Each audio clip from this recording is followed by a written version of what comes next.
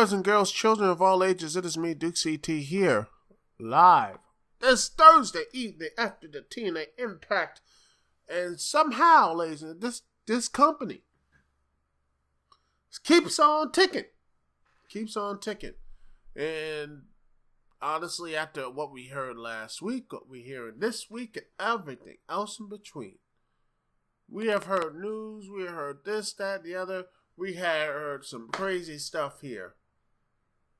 We have the supposedly this from Forbes.com, reporting this from Forbes.com. You had WWE reportedly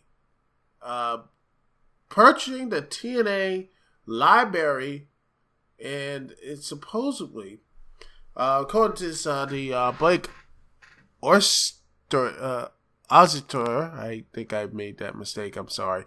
But this is something really big. It's supposed to happen. WWE purchases TNA video library, TNA rebranding under Billy Corgan. Well, it looks like, it says according to this article right here, it was yesterday, and by pro wrestling journalist Justin LeBar. He has a lot of all these type of supposedly doing a lot of these pro wrestling news reporter. It is something, a lot of crazy stuff here.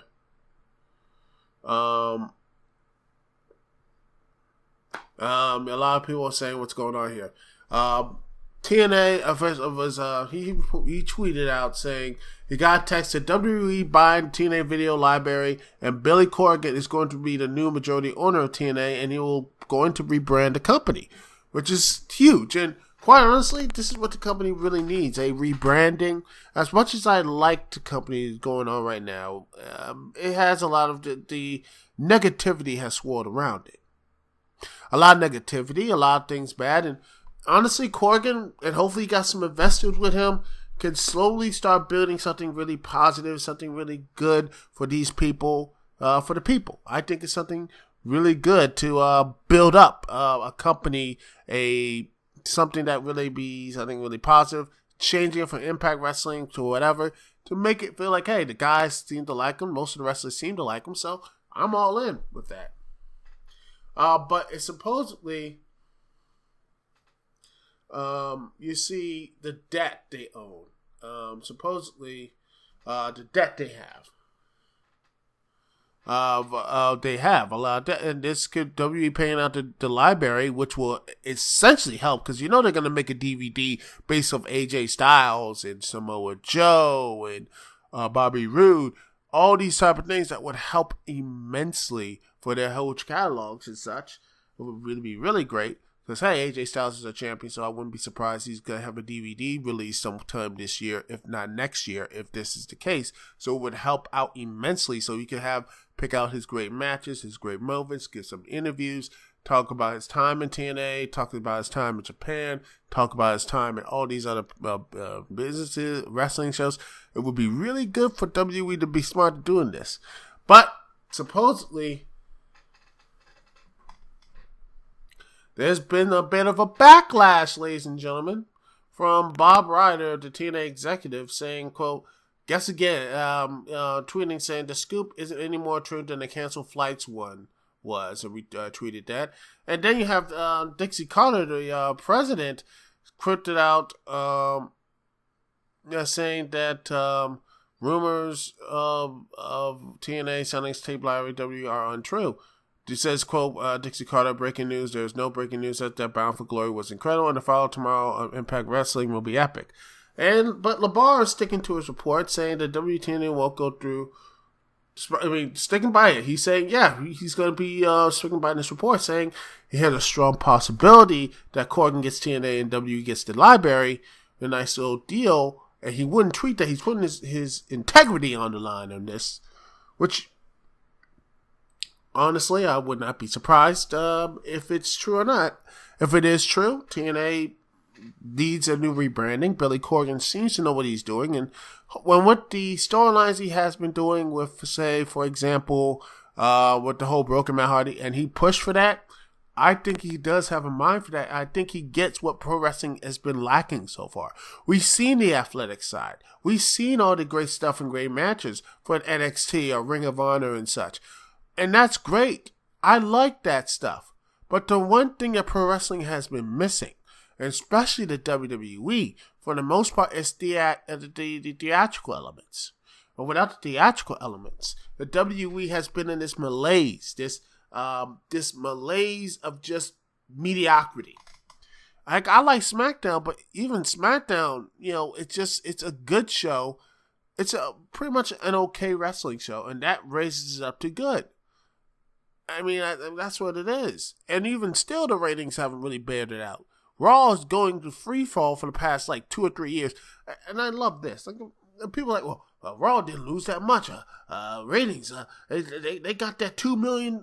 They got 300K, more 300K people showed up to Raw, and so they watched it. Even though a year prior they were getting 3 million watching Monday Night Football, and a year after that they were getting higher ratings than that. You see, it keeps going, people. It keeps happening because the wrestling, it doesn't matter. And you know what? I watched the old Dusty Rhodes promo. It says the view never changes. Pretty much that's what the W is. The view never changes, Daddy. The view never changes. The walk behind us. There's no one with vision. They always they walk behind. There's a lot of walk behinders in WWE right now, especially on Monday Night Raw. They don't know. I mean, they have no leaders back there. There's nothing. What is Kevin Owens doing? What the hell is Kevin Owens doing for his Hell in a Cell? He's doing nothing. He's being in these goddamn comedy segments. Being in these comedy, just yucking it up. Being a complete clown. And AJ, and you know what? I would say this. Even though AJ has been forefront as a champion, he's been pushed aside a bit as well. It's been John Cena versus Dean Ambrose. John Cena, Dean Ambrose has been taking the front of the No Mercy thing, which, that's an issue as well. And in fact, Shinsuke is out hurt, so where are the champs? The champions. AJ Styles, the guy who's pretty much been relegated to, hey, I'm being like, hey, wait a minute, I'm the champion too.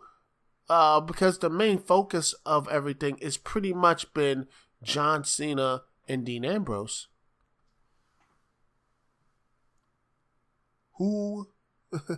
What is your, and you have Kevin Owens feuding with what? Stars like Ashton Kutcher and such. Look, I understand he was trying to be a Seth Rollins, but Seth Rollins injured himself. And I understand what was going to be Finn Balor. But even Finn Balor wasn't going to change anything.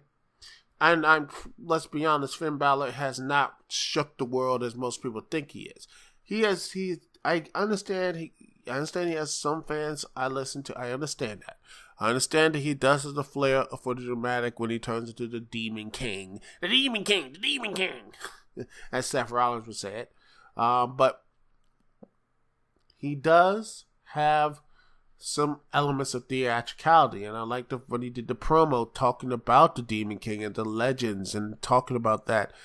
But when I see him wrestling, it's the same stuff. He doesn't really, it's more of a shocking moment. To me, when I look at Finn Balor, or, whatever, he just seems like a dude who just gets over by just wearing, I don't know, Prince Devitt or whatever, seemed like he got over just wearing costumes and such. And, that's what it looks like to me. And when I just saw him in NXT, I just got tired of him. I didn't really feel that I mean, there was nothing to him in NXT. There was nothing, really grasping and such for NXT, which, by the way, what NXT is supposed to be is for developmental. And he didn't really develop in NXT. He wrestled he knows how to wrestle. Great, that's great. But his character, what kind of character progression did he have other than revealing the demon? He didn't have any character. It didn't really progress. All he did was transform into the demon, and that's every time he defended the title on a pay-per-view or a takeover. That's it. And that is a problem. When your supposed main face, because he does have that type of movement when he is the demon. He could have that type of theatricality, but he doesn't do anything with it. He doesn't do anything with it. He just wrestles the same. Other than just face paint. That's what he does. He wrestles the same. He doesn't show the desperation. If he wrestled more like, say, Brian Kendrick type style, that type of heelish, like I would do anything to win and I will hurt you doing it, then I would believe that. But as it stands, I didn't see that come from him, and I did not see that from him at NXT when he was just doing that stuff. I did not see it from him when he wrestled against Seth Rollins. I just didn't care. But that's the thing with WWE right now, is that there is no performer that can actually make me like, yeah, I want to go out there. I mean, maybe Shinsuke. But that's pretty much it. Everyone else, forget about it.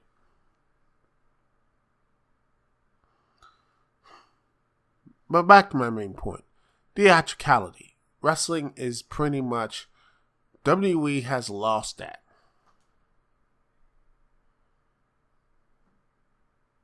And until they get it back, they will never really be important again. And when you look at hopefully with this thing with Billy Corgan, if he does have TNA and he's going to rebrand it, hopefully he keeps the broken Matt Hardy, hopefully he keeps the Brendan Nero stuff and Decay and all these other type of things. Because that right there to me shows that to me shows me that, WWE trying to be this whole UFC type thing, and they can't even do that until they actually realize what they can be, the colorful characters and that sort of stuff. Then they will continue to lose ratings. And heck, they're not even doing WCW right. In fact, at least when WCW was on the air, Nitro, everyone had a point to be there. No one has a point to be on that show. There's no real point for them to be on the show. There should be constant. If you lose matches on Raw, you should be not on Raw. You be our superstars on the main event. If you win matches, I mean, heck, Nia Jax and Braun Strowman have legitimately won every match they've been a part of. So why didn't they get title shots or any type of championship discussion? Why is Bayley getting shots and Nia Jax winning and not even being on the main show? It doesn't make any logical sense.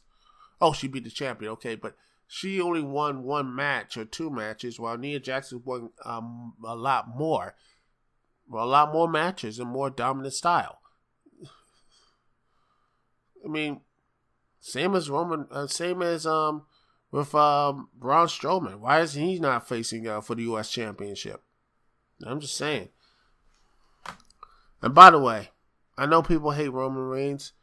I still say that he needs to go away for a while. Put him in New Japan Pro Wrestling and have him be that top gaijin for like 2 or 3 years and bring him back.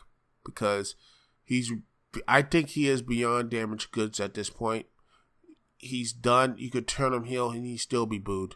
It's over for Roman in WWE. You need to get him out right now. That's what I would say. But overall, about the whole craziness with TNA, it is basically Schrodinger. Is it alive? It is dead? We don't know. Hopefully by the time this podcast gets up on YouTube, we'll finally have an answer. But for right now, I got nothing. And most of the people around got nothing until all this hurricane craziness comes around, because they had to cancel some tapings because of Hurricane Matthew. Hopefully the people who are listening in Florida and all these people who are there in Florida be safe. hopefully be safe and survive this horrible storm. Hope you guys out there are being safe and being safe right now. And hopefully the storm will pass and it'll be, we'll just be in and out and we won't have to worry about anything else. Okay? Hopefully everything will work out and it will work out. But until all this craziness passed, I don't know what else to tell you, people, about TNA. Anyway, we'll be taking a little break, and after that, we will be reviewing Lucha Underground. I will be taking a look at the latest episode of Lucha Underground and week 5. And let me tell you, there's some really good stuff here, and I'll continue that here live on the Dukect Lounge right here on TalkShoe.com. We'll be right back. Let me take the listening thing here. Let me put some. Let's put some Ocarina of Time. How about this? Legend of Zelda, Ocarina of Time, The Guru, OC Remix, the OC Jazz Collective. We are going to play a little bit of that. So here, hopefully you guys and gals will like this here live on the Dukect Lounge. And remember, you can see this video, this thing on my YouTube channel, Dukect, youtube.com/Dukect, and also on iTunes and on manexpression.com and freakingawesomenetwork.com. We'll be right back right after this. Thank you so much for joining me here on the lounge.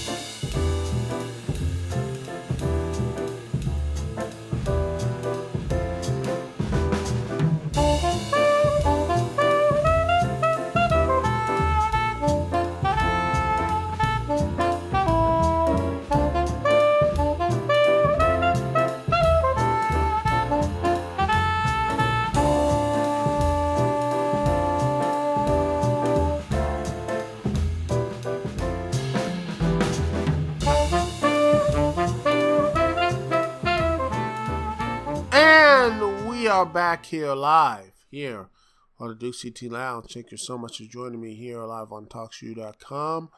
And remember, if you want to join in into the craziness, remember the phone number as always on the live show on Thursday nights is 724-444-7444. Once again, the number is 724-444-7444, and the call ID to connect to me, Dukect, is 92417. Once again, the call ID to connect to me, Dukect, is 92417. Now, let's get into Lucha Underground Season 5. And let me tell you episode 5. The Prince and the Monster. What a show, ladies and gentlemen. What a very interesting show. And I honestly, this is what I really wish that wrestling should be more like. To me, what Lucha Underground is, everything else is. This to me proves that you can do a mix of story, not only story, but also good wrestling action. Next thing you know, people say, "Oh, you're gonna have only one thing and the other." But you know what? This proves that you can have both. Anyway, first up we have Dario's Dial of Doom and the challenger of tonight's the challenger for the Lucha Underground Championship, Matanza Creto, and his challenger is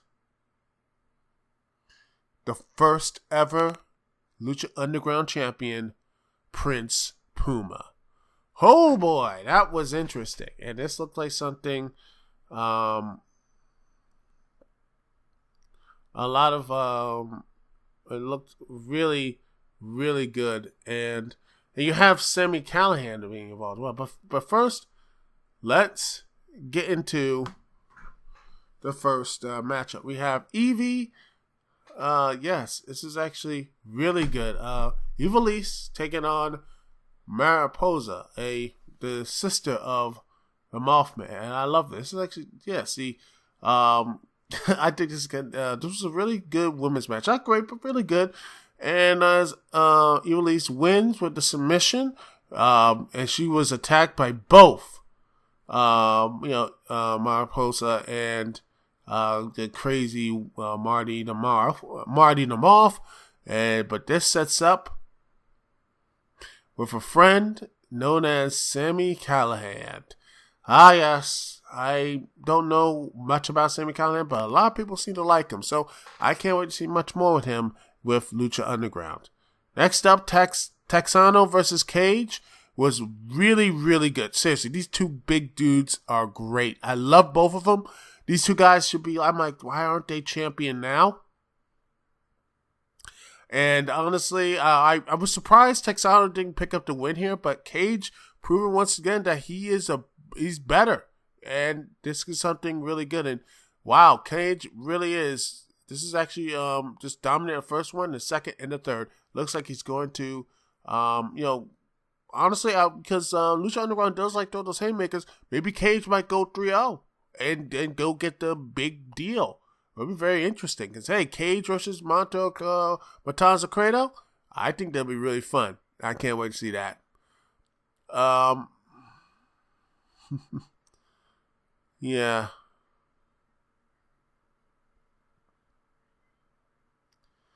I mean, I can't wait to see more of the consistency. Texano and Cage, great chemistry. The pacing match was great. Seriously, this match was really good. But it was not compared to Puma and Matanza. Holy crap. This was a great, great title match. Really good. It says, Matanza was great as mine, but Puma showed that strength. Puma showed, holy crap, this dude was strong. He's strong. That boy did the deadlift, just all this stuff, and it looked like Puma was going to win. That 630 was, man, he hit it, and then Mil Muertes comes out and murks him. Kills Puma dead with the Reaper's Trident, and that was it. And Matanza retains his title because, seriously, this is great little feud here. It looks like because Puma is not done with Mil Muertes, but it proves that Puma can and he is possible to actually beat Matanza. But Mil Muertes this is what he is. Mil Muertes will haunt him until Prince Puma finally, well, to paraphrase Matt Hardy, delete him. Delete. If Puma must delete Mil Muertes. But yeah, seriously, this was a really good match. At the end of the day, Matanza wins thanks to his brother calling the match. He was going to DQ. He says, no, it is no disqualification. He said, screw it, there's no disqualification. And Matanza wins because of Mil Muertes. Also, the skits really well done. I think they are actually setting up, ladies and gentlemen. They're setting up this whole confrontation with Johnny Mundo taking on trying to get the Lucha Underground Championship. And I'm like, Matanza, I'm like, dude, you're not, I don't think Mondo is ready for him. Even with the rest of the Worldwide Underground behind him, I don't think he could beat Matanza. But tonight it showed that Matanza can be beaten. And let's see what. Oh yeah.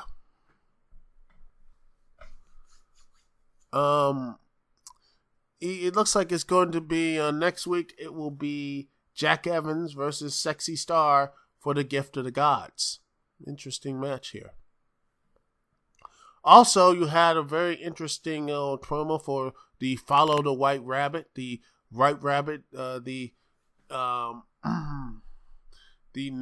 Rabbit Tribe that's coming into Lucha Underground. And then you have